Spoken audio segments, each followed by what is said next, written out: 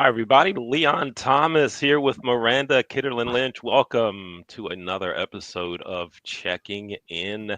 Miranda, how's it going? It's going awesome. Even better that you're back in the studio with us. We missed you last time. I am back. Thank you for welcoming me back to the studio. I appreciate it. I missed being here. However, I'm not needed, and it's a great feeling. I'm not Oh needed. my You were gosh. awesome. You were outstanding. The solo act, Miranda Kitterlin Lynch, the host of Checking In. I think that's where we're going. You were great. Maybe we can do a poll. We can vote and let people vote, and then maybe you'll win. Maybe Oh, I'll win and you'll be stuck with me. oh yeah, oh yeah. Well, we can do that poll right on. Yeah, let's rock it on and do it. No, you did a really good job, and so thank you for filling in and being a solo host. I appreciate it. Thank you. Of course. I'm So super what's happening? excited about today, though. Yeah, really cool guest. And let's bring our guest right on into the studio right now. Hello. Hello. How are Great you? to have you on. Before we jump into all the things that we're going to chat about, will you first share with our listeners who are you and what do you do? I am Jessica Hayes, also called Jess. I work in hospitality technology and have been in the industry now for almost 30 years. So currently, super jazzed to be representing Agilicis. We sell PMS, POS, the full suite of technology to a hotel so that guests can book things very easily. Everything's measured, and the staff has an easy way to see what guests are spending. So that's what I'm currently doing, but I've worn a lot of different hats for a long time.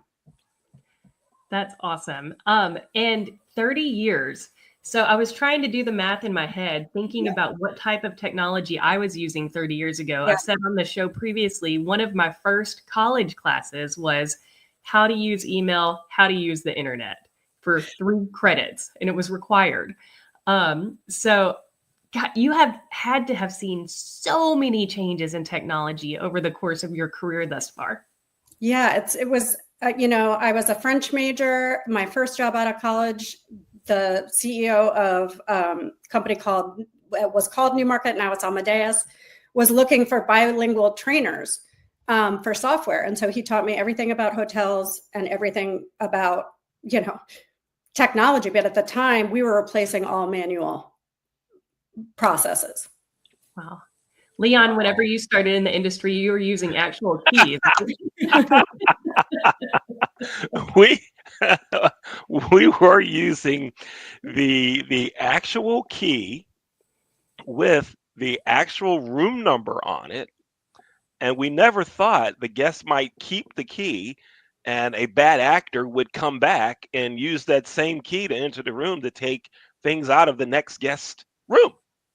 Right? We never thought that. In fact, we made sure that we always had 3 copies of the key at the front desk with a backup set in the back office. Right? Yeah, and just hanging behind the desk, and someone could just walk and grab one. They could just reach over or come right on around through the door and just grab. And we never thought, wow, you mean one day we're going to be able to use a phone to go into a room? No way. We didn't even think about the phones. I mean, we had phones, but they had a cord on them. Here's something else I remember from those old days: the night shift person called the night auditor. Yeah. Right. That's you.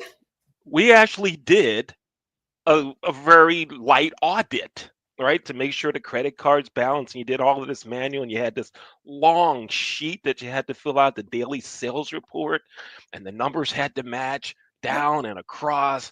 And if it didn't match, and you start blaming the person that worked the shift the day before you, and then you write nasty notes in the red log book. You need to learn how to add. Go back to school. Sister Mary Tabernacle didn't teach you well. Oh, it was rough. Yeah, those were the days. Yeah. Yeah. So we've come a long way. Yes. In technology. Yeah, we have. So right on. So Jess, tell me, you've been in the business for, I think you said 30 years, right? So tell me, from your perspective, what's like the thing that we're doing now in hospitality that 30 years ago you were like, is there a way we can change what we were doing then? And what did you envision for now? Give us like something that stands out in your mind as, wow, that's crazy. I will say that there are patterns of problems that have always existed, between sideload technology in a hotel. So any given hotel can have 20 to 30 pieces of technology, and some manual processes still. So I think because I started as a corporate traveler, I always wanted the hotel to be able to truly recognize who I was, what I spent, what I like to do, make things less friction, basically, from the pre-arrival all the way through, when you depart, and then remarketing. And for 30 years, different hospitality companies have been trying to do that. And Agilysys actually can now. You can see with a common guest profile, intelligent guest profile, what the guest is actually doing from an intent and an actual spend. And that's exciting because it just reduces, again, we have less time. Technology has made it so that we actually have less time. And so what are the ways we can use it for good? And I think when you check into a hotel and they already know, your preferences, and that you've been traveling for a long time, and that you want a late checkout, it just benefits everybody. Yeah, absolutely. That's a conversation that we have a lot in my classes is there can be some fear regarding technology and the things that it does for us, but really it's just kind of helping us do things faster and sometimes better, I believe. So yeah, absolutely. So if I may just backtrack a little bit. So if you put yourself in the mindset where you were 30 years ago, did you see yourself in this field? Is this something that you thought you'd ever want to do? I know you said you were a French major. So how did you find yourself here? Well, I went to Mount Holyoke College, which is in Massachusetts. And I was a French major because I had been taking French my whole life, and I just wanted to finally learn it. So I went away my junior year. And that's what gave me the traveling bug. That being said, I was never going to be a French teacher. My parents were like, what, why French? So through a connection, I got this interview with Newmarket right upon graduation. And, it spoke to me because first and foremost, I was going to get paid to travel. And secondly, the challenge of it and the freedom of it was really, really exciting. But no, it was not on my radar. It was just through a connection. I feel like that's how many of us find our way into the industry. Leon and I have shared previously that this was not our plan, but I'm glad it ended up this way. Yeah, this was not it, Jess. I'm supposed to be the basketball coach at UCLA right now, having won my 3rd national championship.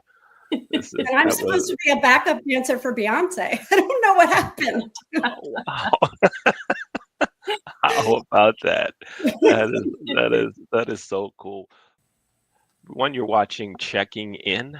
Leon Thomas here with Miranda Kitterlin Lynch, and our guest today is Jessica Hayes, having a great conversation about hotel technology, what was, what is, and why I'm not coaching basketball at UCLA, and why she's not the backup dancer for Beyonce. We're back. Go ahead, Miranda. Oh, I was just going to ask. So I know that I teach graduate classes at the university level. And I just wanted to ask you, so if I can go back to the classroom and share with my students, this is one thing that you have the opportunity to really master and really learn the most about that is going to set you up for success with regards to technology in our industry. What's something that they could really invest in with regards to, professional and career development? From a technology standpoint? Or anything. I guess technology would be my first question because I know that's your area of expertise. But if you have other advice, absolutely. I mean, from technology, I know everybody's talking about it, but AI is the most exciting tool we've had since, I mean, I'm just going to say since the iPhone. I'm not an expert by any means, but there's fear you mentioned around technology. I don't look at AI that way at all. It is going to change the game in terms of really automating what should be automated and leaving the people part up to what people do best. So really exciting. I would go all in on it. The other thing is, if kids aren't using it, minorities aren't using it, women aren't using it, it's not going to be done well. So it's not just the technology, but it's a responsibility to start using it so that it doesn't end up in a situation like social media where it's not done properly and there's danger around it. So it's up to us to make sure it's done well and done safely, and it's fun and it saves time. Yeah, that's a really good point, because I can't remember the exact case study, but I believe it was like ChatGPT, where they were saying that it was producing incredibly biased answers because the people who had created it were of one demographic, right? So no, that's fantastic. Do you know off the top of your head of any ways that anyone could expand their AI knowledge and or skills, maybe a professional association that you recommend? Yes, HSMAI, which is Hotel Sales Marketing Association International, they have local chapters and an international presence. And it basically has several missions, but one of them is continual education for students and adults to learn sales, marketing, revenue, all kinds of tools that you need to be in hospitality. And every month they have a speaker or an event. And so as a student, one of the best things, and again, even throughout my whole entire career, you can go to these meetings and practice leadership, find out about the tools that everybody else is using, learn how to network, these kinds of things that give you real life experience and continuing education. In everything, yes, absolutely. Jump onto all of those opportunities. And anytime I hear the word networking, I'm like, yes, jump on this. Because I know that Leon will agree with me when I say that the networking opportunities and the investments in networking, I mean, I got my current job through networking. So I can't think of a job that I didn't get through networking. Yeah, absolutely. Networking is so important to meet people, but it's so much. A lot of folks, when they think of networking, they think of how can the person that I'm standing in front of help me? What can I get from them? And it's really not that person. You actually should be aiming for who that person knows and companies that they are and organizations that they are connected with, right? So it's not how can I sell you? I want you to buy from me. It's who might they know, right? That you can build a relationship with. And that's how your network grows. We do a show at the Leon Thomas Group with an organization called Network Referral Group. NRG is the acronym for their company. And you can go to nrg.online. And Mike Weiner, the CEO of NRG, you owe me big time for mentioning you in this show right now. Go to nrg.online. But it's a worldwide networking organization, and the whole premise is how can we help each other, right? Yes. And that's a really big thing to do. And Miranda and I, we met through social media networking. Yep. Is actually how we met. Yeah, so it's real. So when folks think it's not, just stop. It's real. It happens, right? Yeah. So here's something I wanna talk with you about, Jess. So with technology, many people see technology as the fix for everything, right?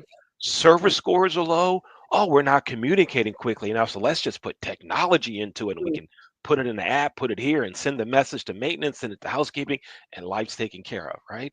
And then when you read the guest surveys, they tend to go back to the people part of the equation. This person wasn't friendly. I didn't get I didn't receive a warm greeting, or whatever those things are that guests talk about. When folks come to you and they're looking for a technology solution, how do you incorporate the concept of you still have to have the people Mm. do the right thing? How do you sell that? I go back to the basics.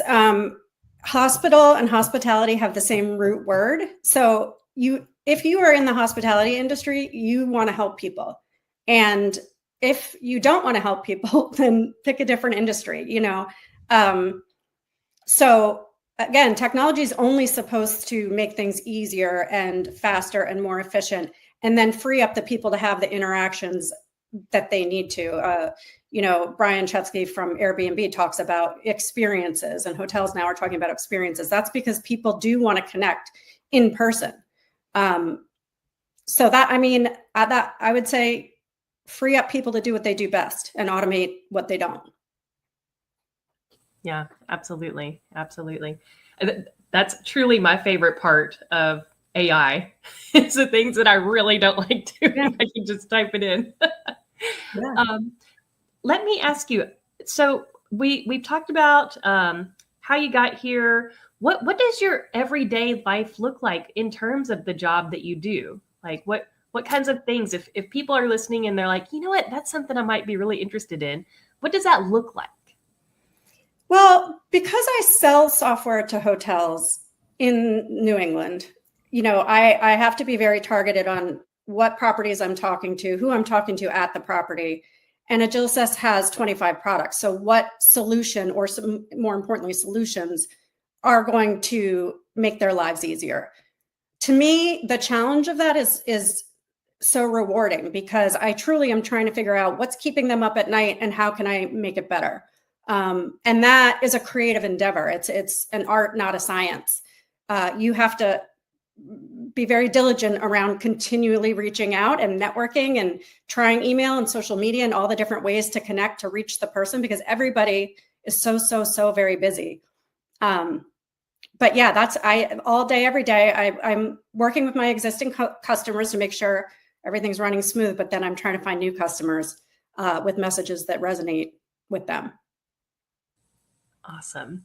Leon, is it about time to pop our quizzes? It is time. It is time for the quiz. So Jess. Yes. Grab your pen. It is time for major questions here. I mean, this is major stuff. So hard hitting. Okay, great. It is time. So bring your pen up so it's in the camera, block. And what I'd like you to do is give us your signature. Here we go. 1, 2, 3, sign away. It is now time for the signature questions of the show. How fun.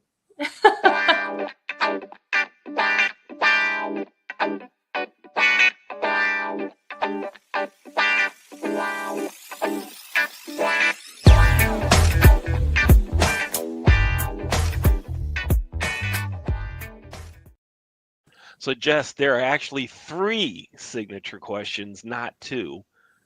We just don't want to change the video. That's all. So there are 3 signature questions. Okay.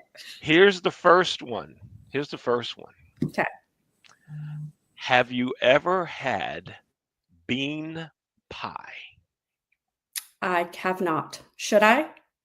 Oh, yes, you should. Wait. You should get bean pie. Have you ever heard of bean pie? I don't think I have. No, okay. Because it's not real. Okay. Y'all keep this going. Y'all go ahead and talk about bean pie. It's like an oxymoron. 10 seconds. Keep going about bean pie. Keep it going. Go ahead. Y'all talk about bean pie. I'll be right back. Leon has been telling me about bean pie for like years, and I've never seen one. I've never heard of it. He's sent me videos, and I'm like, no, this is AI generated. There's no. This does not make sense. No, they're opposite things: beans and pies. Right? Like, and I'm from the South. I've had a meat pie. I've had a crawfish pie. I've had a tomato pie. There's no bean pie. And so whenever we have guests that agree with him, I'm like, no, you paid them. Exactly right. There's bean pie. Do you always have like a bean pie in your pocket? Do you always have a bean pie in your pocket? That might be the quote for all 90 episodes or whatever it is. And You're welcome. I mean, I'm not against it. It just sounds, I mean, because I like both of them. Bean pie is real. Okay. Thank you. I will email you the link to the Bean Pie is Real episode. I will send it to you. Okay. Great. Awesome. Okay. Here's the next question. Okay. Have you ever had a Maryland crab cake? I sure have. Yummy. But wait, where? Where? Baltimore? All right, check. Big pass, A+. Okay, you're good. You're good. Have you said you had a Maryland crab cake in like Kansas or Omaha? No, it doesn't It's count. like a Philly cheesesteak. Like you can't, I don't even order them up here in New England. Yes, you're right. All right, so I'll close this out with my question for you. If you could go back and give your 20-year-old self one piece of advice, word of affirmation, pearl of wisdom, anything, what would it be? Boy. I think everything's going to work out just fine. You know, your strengths are also your weaknesses and vice versa. So lean into them, get to know them, forgive yourself for mistakes and have fun, travel, go into hospitality, get some food and beverage and some amazing people, and you'll be just fine. Yeah. You know, what's funny is anytime I ask people this question, there are always things that would have that should have resonated with me in my 20s, but absolutely resonate with me now as I approach 45 very quickly. But yeah, especially the forgive yourself for any mistakes and everything's going to be okay. I think that is a really common theme that we hear. And I think it's important that we reiterate that to people, especially our young people facing so many uncertainties and so many challenges in the industry that we've faced since 2020. Yeah, I see my kids, my two oldest one graduated from college, the other one is on his way. And I see their stress around, you know, checking off all the boxes, get a job, get a house, do everything fast. And I was the same way.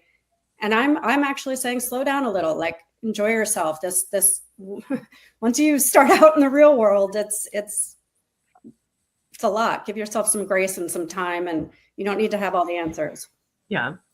So Jess, thanks again for being our guest here at Checking In. Thanks for having me. I could talk to you both all day. It was a true delight. Thank you. Well, hopefully I'll get to talk to you later on in June whenever we're in Indianapolis. Yes, we definitely have to meet in person. So we'll find each other. Yes, we've got so many things going on. We've got the High Tech Conference. We've got the iCRE Conference for hospitality educators. We've got the Women in Travel Thrive networking event. So it's going to be a really cool week in Indianapolis. Yes, rest up. So thank you so much. Thanks. I appreciate. Great seeing you both. Great. Thank you. You too. Okay. Thank you. Take care. And folks, thanks again for watching Checking In. I'm Leon with Miranda. We're the co-host of Checking In.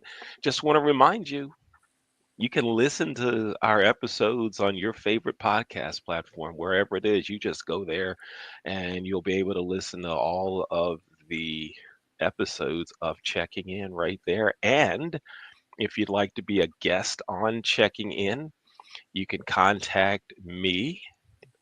My name is Leon. You go to my email address, send me an email, leon@theleonthomasgroup.com.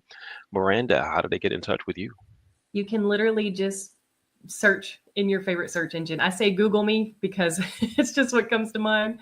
But yeah, not being obnoxious, I'm probably the only one you're going to find. LinkedIn, email, whatever. All right, everybody. Thanks again for watching Checking In. We'll see you next time. Take care.